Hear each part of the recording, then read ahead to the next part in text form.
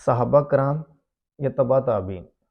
ایسی عظیم شخصیات تھی کہ انہوں نے وقت کے مطابق وقت موقع پر انہوں نے حقیقت کو دریافت کیا،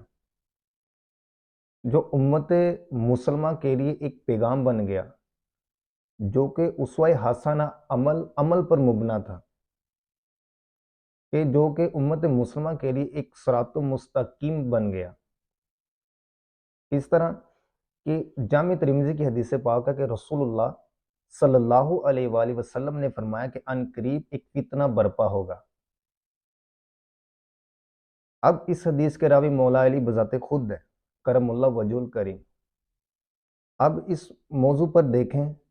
کہ اگر ہم ہوتے اس وقت پر تو ہم نے پوچھنا تھا اس کی وجوہات کیا ہوگی، اس کے نقصانات کیا ہوں گے، وہ کیوں آئے گا، کب آئے گا، کہاں سے آئے گا۔ مگر اس موقع پر مولا علی نے ہمارے لیے اور حقیقت کو دریافت کیا، جو کہ ہمارے لیے ایک اسوہ حسنہ عمل بن گیا۔ کس طرح کہ جب فرمایا کہ ان قریب ایک فتنہ برپا ہوگا، تو مولا علی نے فرمایا کہ یا رسول اللہ صلی اللہ علیہ وسلم اس سے بچنے کا کیا طریقہ ہے؟ فرمایا کہ کتاب اللہ کی کتاب قرآن مجید سے اسے بچا جا سکتا ہے۔ مولا علی کی دور اندیشی دیکھیں کہ عمل ہمارے لیے اسوہ حسنہ بنا، جو کہ ہمارے لیے صراط مستقیم ہے۔ مولا علی نے اس موقع پر اس موضوع پر ہمارے لیے اس چیز کو واضح کر دیا، بیان کر دیا کہ ہمیں فتنوں سے کس طرح بچنا ہے، قرآن مجید سے بچنا ہے۔ اور اس حدیث کی شرح بھی یہی بنتی ہے کہ جتنے بھی فتنے برپا ہوں یا جتنے بھی فتنے برپا ہوں گے تو ہمیں اس قرآن مجید سے، اس کتاب اللہ سے بچنا ہے، فتنوں سے۔ اسی موضوع پر امام احمد بن حنبل رحمۃ اللہ تعالی علیہ کا واقعہ ملتا ہے کہ آپ نے فرمایا کہ میں نے اللہ کا خواب میں دیدار کیا، میں نے اللہ کو خواب میں دیکھا تو عرض کی کہ یا رب العالمین، کہ وہ کون سی چیز افضل ہے جس کے ذریعے سے مقرب بندے تیری بارگاہ میں قرب حاصل کرتے ہیں۔ اب دیکھیں کہ وقت کے اعتبار سے امام احمد بن حنبل کا سوال، جو کہ آپ نے خود کے لیے ہمارے لیے حقیقت کو دریافت کیا،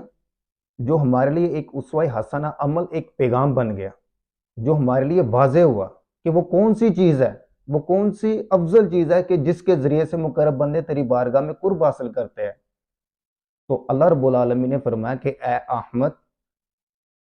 کتاب، میری کتاب قرآن مجید۔ اب اس چیز کو امام احمد بن حنبل نے اور واضح کیا کہ یا رب العالمین، سمجھ کر تلاوت کرنے سے یا بغیر سمجھ کر تلاوت کرنے سے، یہاں پر ذکر تلاوت کا کیا جا رہا ہے، نہ کہ اس کی تفسیر یا نہ اس کے ترجمے کا۔ فرمایا کہ یا رب العالمین، سمجھ کر تلاوت کرنے سے یا بغیر سمجھ کر تلاوت کرنے سے، تو فرمایا کہ اے احمد، دونوں طرح، چاہے وہ سمجھ کر تلاوت کرے یا بغیر سمجھ کر تلاوت کرے۔ قرآن مجید کی اس تبیان پر ایاس بن معاویہ رحمۃ اللہ تعالی علیہ کا ایک بہت ہی پیارا قول ہے کہ فرمایا کہ جو شخص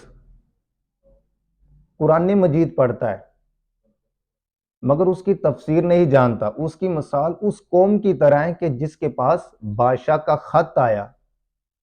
اور ان کے پاس چراغ نہیں کہ جس سے وہ خط پڑھ سکیں، کہ ان کے پاس رات کے وقت بادشاہ کا خط آیا، ان کے پاس چراغ نہیں کہ وہ اس خط کو پڑھ سکیں، تو ان کے دل ڈر گئے کہ اس خط میں کیا لکھا ہے۔ تو فرمایا کہ جو شخص قرآن کی تلاوت کرتا ہے اور اس کی تفسیر جانتا ہے تو اس کی مثال اس قوم کی طرح ہے کہ جس کے پاس قاصد چراغ لے کر آیا، تو اس نے قرآن مجید کو پڑھا، تو اس نے بادشاہ کے اس خط کو پڑھا تو اس کے دل کو اقرار آ گیا، سکون آ گیا کہ اس خط میں کیا لکھا ہے۔